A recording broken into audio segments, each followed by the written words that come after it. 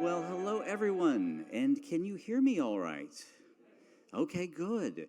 I'm so happy. You know, when one shows a film noir or Hitchcock or something, that's almost always going to get a good audience, but I'm happy to see that there's interest in the film today as well. My name is Stephen C. Smith. I'm a documentary producer. I write books about film history and had the good fortune to interview a lot of people from the golden age of Hollywood. And thank you so much for joining me for what is week 2 out of 3 of this new series. Oh, thank you. Thank you. Yes, this has been a lot of fun. I was just asking myself, what are some of the movies that really did change the game in Hollywood, that changed how things were done and broke some rules and inspired people to push things even further in interesting directions? So I chose the noir we had last week, Double Indemnity. Next week, I hope you'll return for a really special science fiction film, The Day the Earth Stood Still. Oh, yes, and I suppose I should say we love our phones, but probably best to, since they didn't have them in 1933, it's probably best to mute them for verisimilitude. I'm just curious, how many people here have not yet seen this film, 42nd Street? Oh, that's fantastic. Oh, my gosh, that's like 60%. Well, good. It's really interesting because there are a lot of different kinds of musicals, and this one is rather special. It is the film that I would say more than any other made the movie musical a truly cinematic form, and it also gave the musical new life for reasons that I'll explain in a moment. And it is based on a book, and I quote the publisher of the book, about the needy, seedy, slangy side of that grimy gulch called Broadway. A twisted comic valentine to musical comedy and to every one of the human vices, some of which made it to the screen. And this film, 42nd Street, was released in 1933, and for the next 20 minutes or so, I'll share with you its backstory and the ways that I think it changed the game in Hollywood. So with that, Stephen, do the lights stay up? Do they go down? I'm trying to recall. Whatever works. Thank you.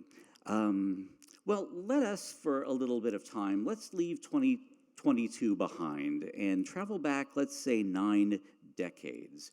The year is 1931. The Great Depression has been sucker-punching Americans for over a year, and things are about to get even worse. In Hollywood, box office numbers are plummeting due to the Depression. Boy, some things just don't change. Americans are going to movies less and less as they turn to the free entertainment offered by radio. And if you happen to drive past a movie theater that's still open in 1931, do not be surprised if you see the following words on the marquee: not a musical. That is, of course, not the name of the movie they're showing. It is a promise that the movie being shown at that theater is not a musical. And that may sound strange because weren't movie musicals some of the most popular films of the 1930s, the type of movie that made audiences forget their real-life problems? Well, the answer to that is yes and no. I'll let you enjoy these. I love finding these ads, by the way. 2 years before 1931, back in 1929, all of the major Hollywood studios officially made the switch from silent films to sound. And with the coming of the talkies, Hollywood churned out hundreds of movie musicals in the years 1929 and 1930. Some were short subjects, some were features. And if you've ever seen the movie Singin' in the Rain, and I bet you have, which is set during this time period, you will know that most of those early Hollywood talkies were, well, clunky. Few filmmakers had figured out how to move the camera while recording sound, and as a result, most of the first movie musicals had little visual imagination. As historian Wayne Bryan has written, Hollywood studios cranked out quickly made musicals, usually with silly plots, uncomfortable stage performers, and dull photography necessitated by the heavy, immovable sound cameras. Cameras, I would add, that usually look as if they are filming the scene from, say, an orchestra seat in a Broadway theater. Very static and very uncinematic. Here's a brief example of that from the 1929 movie Sally, featuring a big Broadway star of the time, Marilyn Miller. And as you will see, even early two-strip Technicolor cannot keep the sequence from feeling like a filmed stage show.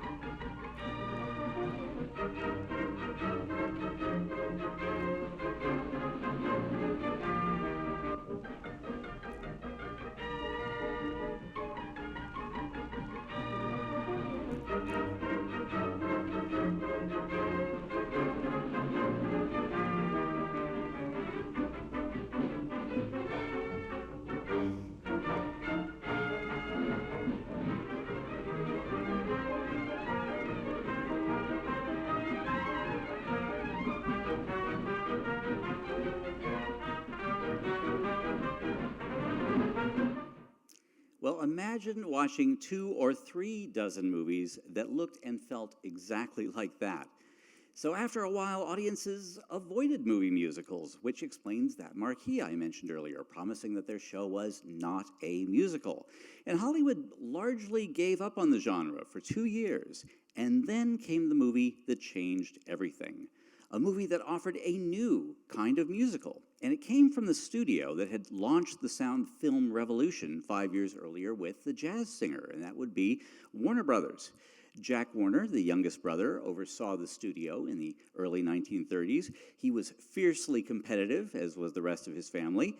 And even though he wasn't really a creative person, and apparently he was a really bad singer who loved to sing a lot, even though he wasn't really creative, Jack Warner had a gift for hiring talent that was not only good, but could take movies to a new level, as we will see.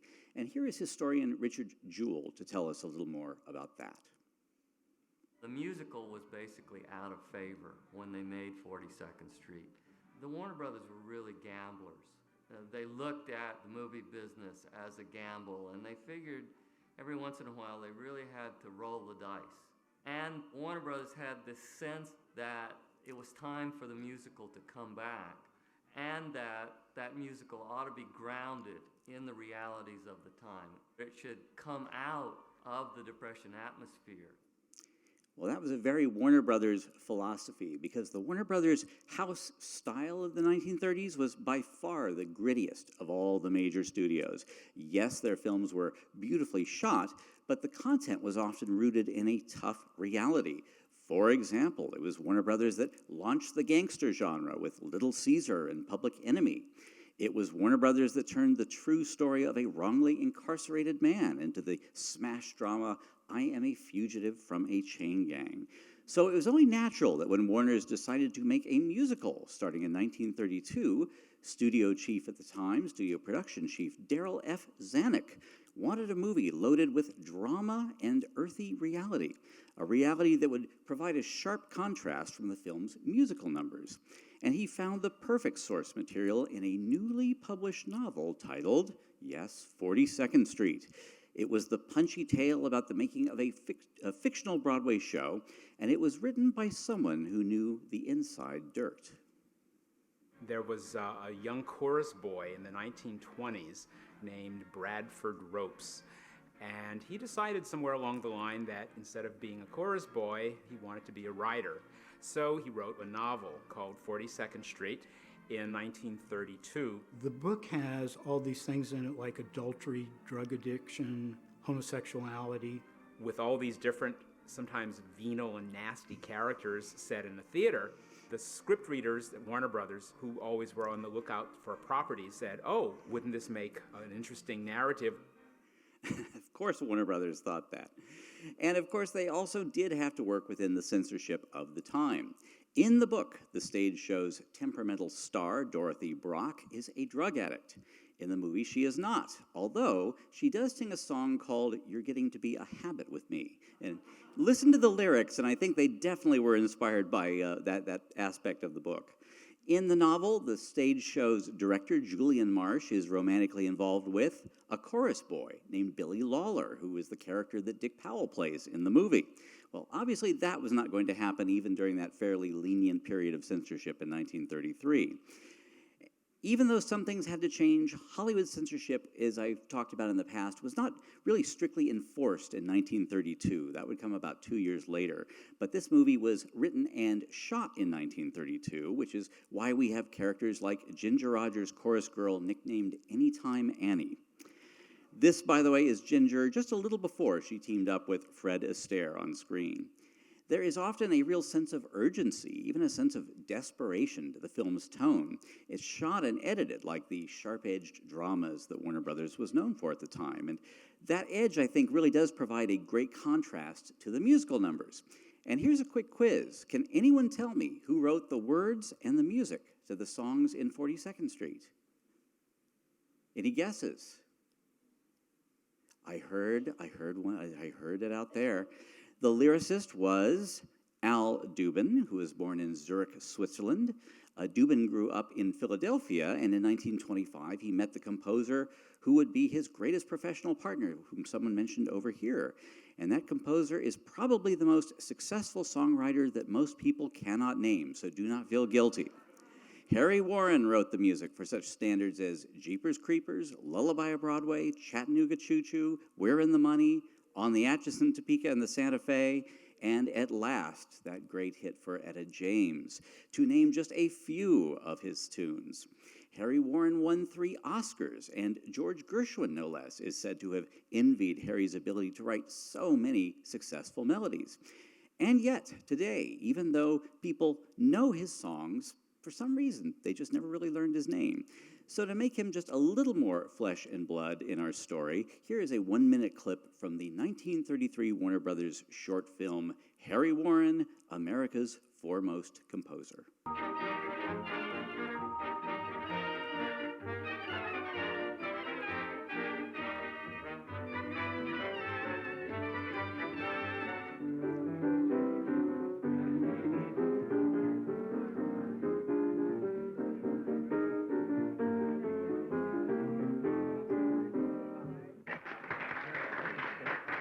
Folks, how about a little toast to our pal Harry Warren, one of the finest songwriters that ever lived? I think you ought to make a speech.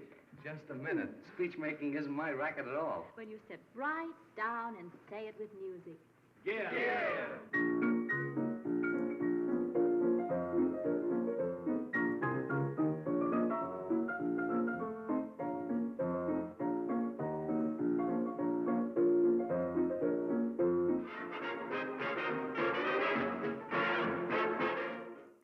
Nobody was better than Warner Brothers, I think, at promoting their movies. And I love the fact that they did so many behind-the-scenes little featurettes like that. Of course, of all the people associated with 42nd Street, there is one who towers above the rest, and that would be, yes, Busby Berkeley, who, interestingly, as you see, passed away in Palm Desert and was one of the few people born in Los Angeles. He was a former Broadway dance director who became a filmmaker, and I would say he did more than any one person to transform movie musicals of the early 30s from being clumsy and stage-bound into a stunningly cinematic art form, one that would yield millions of dollars at the box office for 90 years and counting. His real name, although there is some dispute about this, which you can read about online, but we think that his real name was William Berkeley Enos. He served in World War I, overseeing drills for American and French forces, and by 1925, he was an actor, a dancer, and a choreographer on Broadway. In 1930, after the talkies had begun, Berkeley came to Hollywood at the invitation of producer Samuel Goldwyn. And in early films like the musical Whoopee, you get a taste of the kind of cinematic inventiveness that would really fully flower when he began work at Warner Brothers. Now, interestingly, Berkeley wasn't really a trained dancer or choreographer. As Wayne Bryan has observed, his routines often resembled the military drill formations he created when he was a young cadet. But he had a limitless imagination, and he freed the camera from its stationary moorings. Here's proof of that, along with commentary from some other film historians. Darryl Zanuck literally gave him carte blanche. He drilled holes through the ceiling. Whatever he wanted, he got. He can create his own universe with its own laws of time and space. Busby Berkeley created a sense of spectacle on screen and a sense of camera motion blended with that spectacle in a way that is so original and took us places that we never could have gone, except in our dreams. When somebody asks you to describe what is the Busby Berkeley style, certain phrases and words come to my mind. Some of those would be patterns, formations, large groups of people dancing in unison steps, overhead camera shots that look down at the dancers, glorifying the American girl figure. He really did experiment with the huge crane shots, and they didn't have the technology that really was developed in the 50s, 60s, 70s, and now. Then there were these big, clunky sound cameras and huge platforms. And I mean, it's one thing to conceptualize this stuff, but to realize it is something else. And that's where Berkeley was a visionary. You had extreme close-ups of those beautiful girls and these huge, wide shots. He had no fear about space. He really used the frame in a very three-dimensional way, in, out, around, behind. He really was very avant-garde about the use of his camera. But along with this spectacular dimension, there are other dimensions in Berkeley's work that are often overlooked. There are intimate dimensions, comic dimensions, romantic dimensions, poignant dimensions. You know, he could bring things down. He knew how to bring things down, how to move from the elevated to the commonplace so fluidly and so dazzlingly and so dizzyingly. I also wanted to share that with you because you get to see a little of how his movies grew and grew in the wake of the success of the film we're going to see today. So if you want to know the names of those other Berkeley films, just get in touch with me. I'll let you know how. 42nd Street, which kicked off this entire series of Busby Berkeley musicals, 42nd Street was shot in a tight 28 days on a relatively modest budget of $340,000. Warner Brothers knew it had something special on its hands when they saw this film, and they created a very unusual promotion for the film. In March of 1933, the studio sent some of its contract players who were not in the film, including a young Betty Davis, on a special train to Washington, where Franklin Delano Roosevelt was about to be inaugurated as president. Talk about a tie-in. And of course, Warner Brothers made a promotional film about that.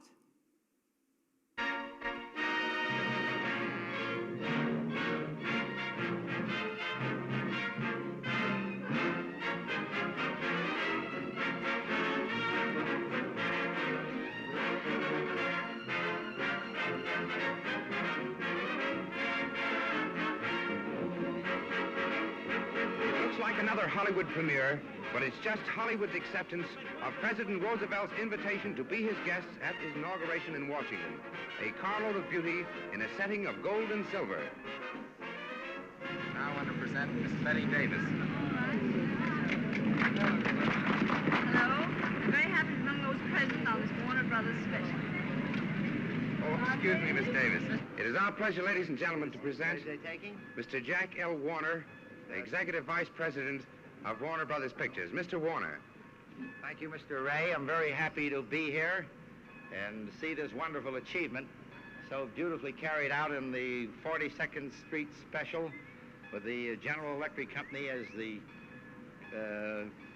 sponsors of this particular endeavor, and I hope that it will be received throughout the United States just as nice as it has been here tonight. To all those responsible, I wish them luck and Godspeed on this journey, and now I take the pleasure in introducing Mr. Darrell Zanuck of the studio. Thank you very much, Jack. I can also say, in behalf of the picture, 42nd Street, that the train is almost as good as the picture, and when you've seen the picture, you will realize that the train must be good and must be great to equal such a great picture. I thank you. As the last star boards the train, the engineer blows his whistle, and Hollywood on Wheels is on its way to Washington, with stopovers at more than 100 cities. 7 cars of gold and silver glittering in the colored arc lights. What a sight! And as the band plays the theme song of the picture, 42nd Street, the train gathers speed in its epoch-making trip across the continent. Well, Mr. Roosevelt, you invited them. But what will Mrs. Roosevelt say when the guests arrive by the carload?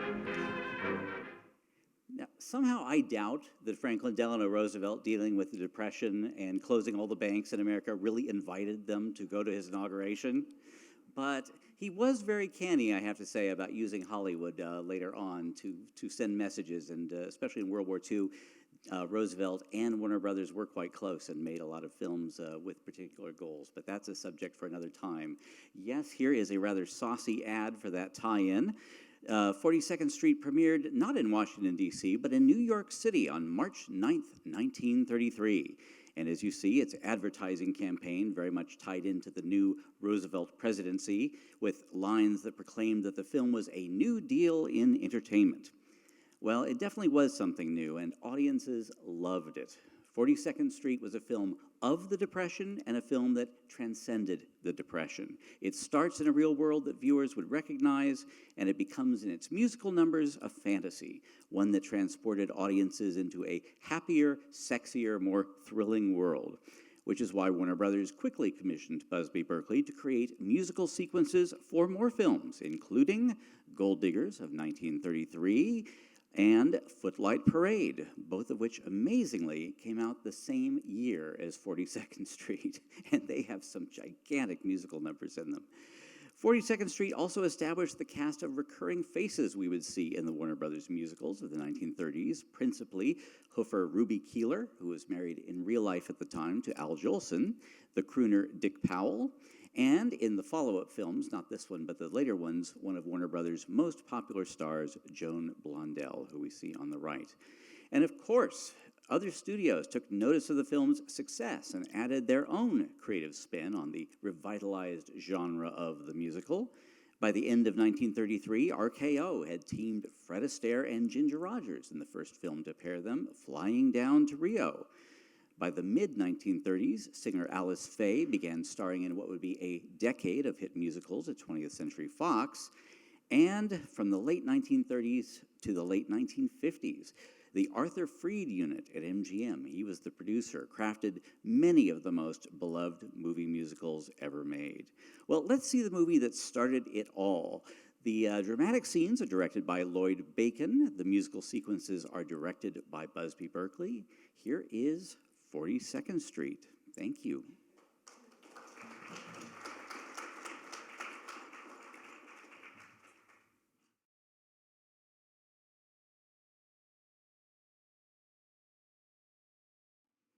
There is so much wrong with that workplace that I don't know where to begin, so I won't. But I will say, I'm sorry to say it, that there were directors in theater in the 30s, 40s, and 50s that were not too dissimilar from Julian Marsh in terms of, let's say, methodology.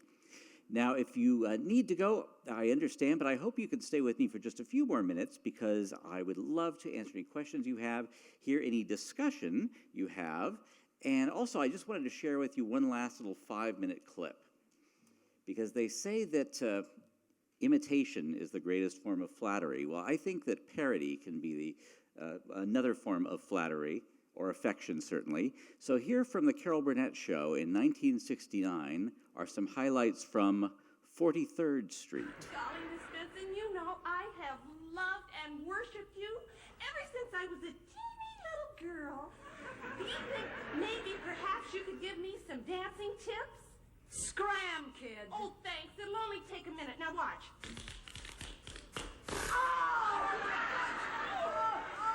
All my hopes, all my dreams ruined.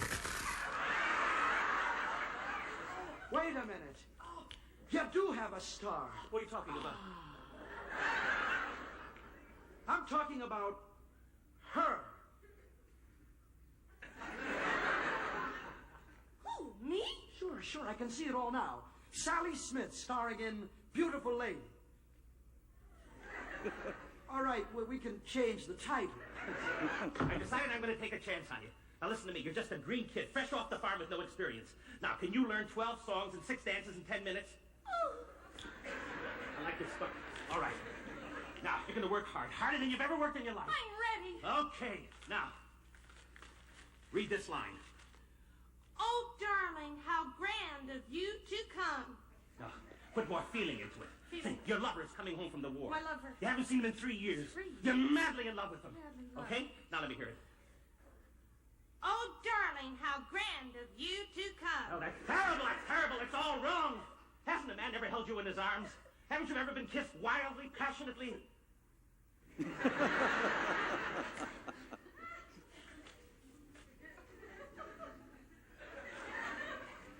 Now let me hear it.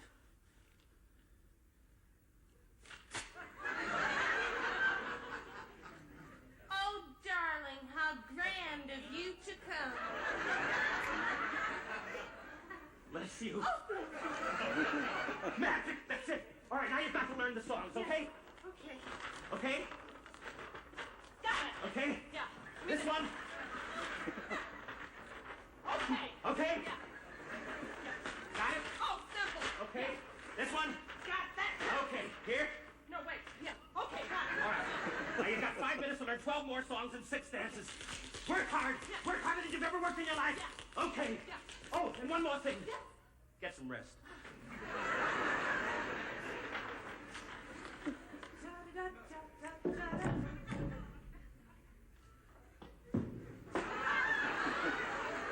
Oh, golly, Miss Benson, I'm so sorry. So, you, a green kid from the chorus, and nobody is going to go on for the great Karen Benson. Well, I just want to tell you one thing, kid. I wish you all the luck in the world. Oh, gee, Miss Benson. Thanks. How much this means to me. You're an absolutely wonderful person. I'm gonna go out there tonight and I'm gonna make you proud of me. I'm gonna go out there and I'm gonna do your dances just like you do.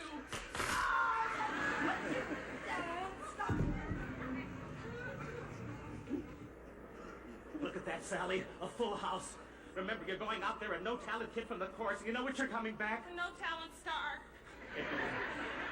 Yeah, that's the spirit. And remember, the lives of 200 people are riding on your performance. Critics from all over the world are in the audience. Not to mention diplomats, the president, and the Pope. Not only our little lives are at stake, but the fate of the whole free world. Go get him, kid. Oh, and one more thing. What? Don't be nervous. Well, the rest of that is funny. I just don't have time to share it with you, but you'll find it on Google. Just put in Carol Burnett, 43rd Street.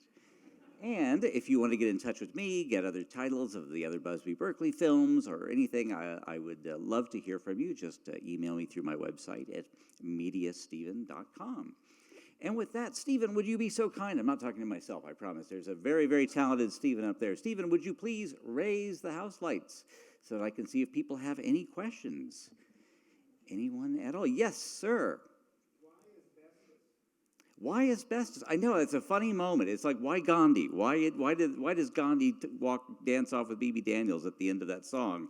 Well, it was asbestos, and I think that theatrical curtains sometimes just had that. It was not an intentional joke about asbestos, I know that. And that's why I find these films so fascinating, because we can sort of see how we've changed as people and as society, how we haven't changed, you know, what's the commonality, what is so different that we don't, that it seems like it's from another time and place, and what are the usually it's the emotions, I think, in film that make things still work. My goodness, there is film historian Wayne Bryan sitting in the back there. I only think that there were fires in the early years, and they were all required to have an asbestos fire curtain that would prevent any onstage fire from getting out of the audience. Thank you. And there was always an axe off stage and a rope, so that if there was sign of a fire, you just cut the rope and it crashed down into view. And that was, there is still a requirement for fire curtains in many theaters. Well, there you go. Thank you. And I have to say that Mr. Bryan is a Broadway performer who performed with Alice Faye on the Broadway stage. He is a very successful theatrical producer. He's also my brother. So I was very lucky about the family I was born into, because Wayne showed me 42nd Street and all these movies, and he got me into all of this along with our mom. So thank you. Thanks for being here, Wayne, straight from the airport. Any other questions or comments? Any discussion? Any thought? Yes, sir. Well, that's a really good question. Technically, there was no film remake, but you could say that they immediately started remaking it because they took the spirit of this movie, that kind of wisecracking and yet sort of romantic, we'll get through this ethos, and immediately remade it in The Gold Diggers of 1933, which has even more spectacular numbers.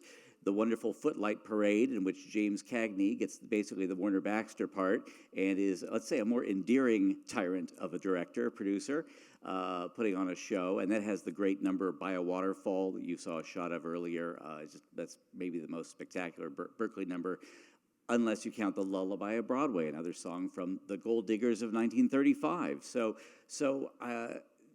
It did become, 42nd Street did become a very successful Broadway musical that opened in, Wayne, 1979, I believe? 80. And the irony of that story is that we watched this wondering if Julian Marsh is going to make it to the finish line. Well, the Broadway version of 42nd Street was directed by the wonderful dancer, choreographer Gower Champion, who was in many MGM musicals in the 1950s. He was also a director. He directed the original production of Hello, Dolly on Broadway, and he was the director of the new Broadway version of 42nd Street. And on the night it opened, he died. And the rather shameless producer, David Merrick, often called the abominable showman, didn't let anyone in the company know that, including someone who was seeing Gower Champion, who was in the cast. And when the show was over and everyone was on their feet cheering this tremendously successful show, Gower Champion announced that David Merrick announced that Gower Champion had died, and thus not only elicited horror from everyone standing around him, including Jerry Orbach, but made sure that his show was on the front page of every newspaper the next day. So in a way, the intense cynicism of this movie, and even more the book it's based on, is not entirely unrealistic, or it can be found in our society, along with a lot of more hopeful things. So thank you for asking. Any other thoughts? Just comments? I was very curious because it's been a long time since I've seen that movie with an audience. If anyone would care to share their thoughts about it. Oh, good. I'm so glad. And yes, you, sir.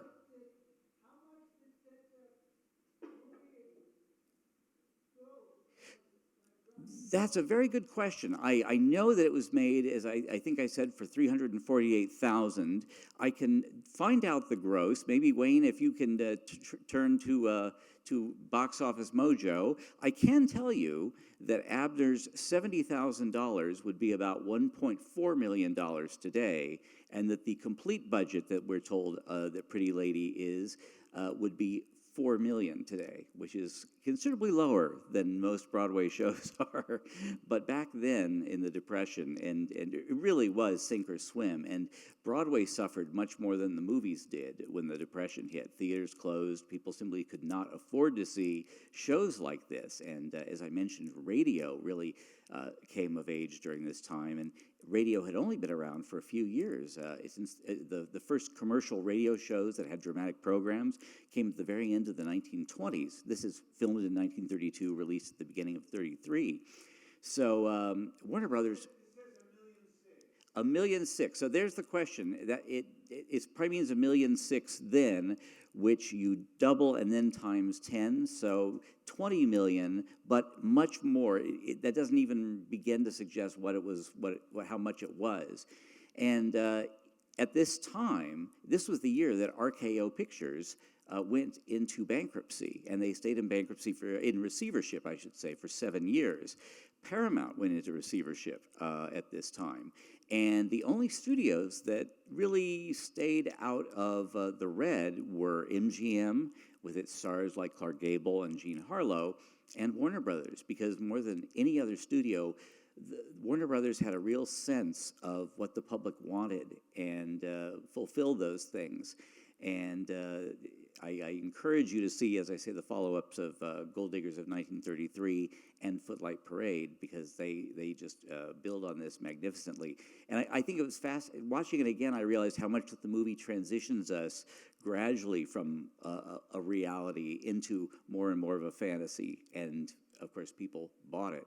And the week that this movie opened, I wrote a book, as you may have heard me say a time or 10, on the film composer Max Steiner, the musical director of the Rogers Astaire series, the composer of Gone with the Wind, and so many other great film scores. Well, oh my goodness, this is what happens when I go off onto a diversion. Wayne, what was I just saying? Help me out here. Yes, the grosses for movies. It was incredible that RKO had gone into receivership, and King Kong, scored by Max Steiner, and Flying Down to Rio, and Little Women were the movies that kept the doors open, or RKO would have closed in 1933. And Paramount had Mae West and Shirley Temple. There's an interesting combination. Oh, Fox had Shirley Temple. Sorry about that. Shirley Temple started at Paramount, then went over to Fox. So sometimes there were these individual movies or these individual performers that were a lifeline between closing these enormous factories and staying open and surviving. And that's why that easily parodied speech of Julian, both of them actually, where he says, everything relies on 200 people, the fate of millions, or I love it, the Pope, the President, they're all here, the free world. That was the way Hollywood felt in 1932-33. And the other thing I was going to say is that the week that this opened, King Kong opened and saved RKO. Long Beach had its massive earthquake that was happening while Busby Berkeley was filming one of his big numbers, and some of those chorines went falling off the high levels of what they were filming for Gold Diggers of 1933. None were seriously injured. And that same week, Roosevelt was inaugurated for the first time, and he closed all the banks because people were taking all their money in a rush on the banks. And I thought, if there's one week in American recent, 20th century American history, imagine that. All of that history happening within about 7 days. So it was really, I mentioned that just to say that the kind of intensity of this film, I think, really reflects the feelings in America, with people fearing that all of their money was going to be gone, even if you had just a little or a lot. And it was this kind of movie that, as you said, thank you for mentioning how it made you feel today, made people feel hopeful. Yes, sir.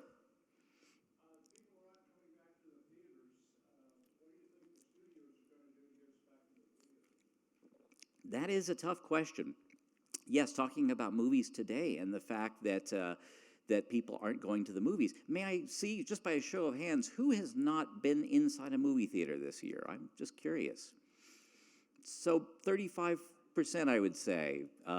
It's an interesting time because we have gotten so comfortable watching things at home. And I have to say another shout out to Rancho Mirage Library, to the team here of Aaron Espinoza, TJ Hicks, and Stephen for putting on these great programs, because you can get to see them on a nice big screen in high definition. I don't know. I think put Tom Cruise in every movie, because he's the only actor that people, whatever you think about him, are turning out to see. He's just filmed 2 Mission Impossible movies back to back. Top Gun Maverick was the first movie really since the pandemic that had spectacular box office. So it's tricky. I think that a lot of movie theaters, I'm sorry to say, like Broadway theaters in the 30s, are probably not going to be around a whole lot longer. I do hope that the ones that have excellent sound and projection, and we're so fortunate to have so many of those in our area, I hope that people will support them. I hope the studios make things other than just more Marvel and DC sequels, because right? I've been fortunate to have a few different careers. I've made documentaries for network TV. I've done a lot of behind-the-scenes features that you see sometimes when we would buy movies on DVD or Blu-ray. And I would watch as the studios were making fewer and fewer of what we might call adult movies, that is, movies about adults, and just try to find more ways to spin off a comic book franchise into another one. And I don't think that's going to change in the near future. But I would say if there are movies out there that you like, tell your friends and go see them, because as I think our being together here today shows, there's nothing like watching a movie with a group of strangers who are also friends, because we all are interested in the same thing. There's a sort of collective feeling in the room. It's so great to hear people laugh or gasp or something. So I hope that we can do that. I will say, I think it's safe to say that for the foreseeable future, we can all meet in this room and have this, which is my way of segueing into Next week, next Monday, will be the last of the 3 programs I'm doing in this Gamechangers series. I do have some programs coming up in 2023. I hope you'll join me for that are different. But next week is the day the Earth stood still. And even if you don't consider yourself a sci-fi person, I would say come see this movie because it's a terrific, riveting drama with humor. It's directed by Robert Wise, who went on to make West Side Story and The Sound of Music. It's a terrific movie that is as timely as ever and shows how you can have a strong point of view about the world and put it into a very entertaining movie. And it also really was a game changer in a way that I will wait to tell you about next week. So thank you all for being here today. I'm applauding you. Thank you, Stephen. And I hope I'll see you next Monday. Thank you very much.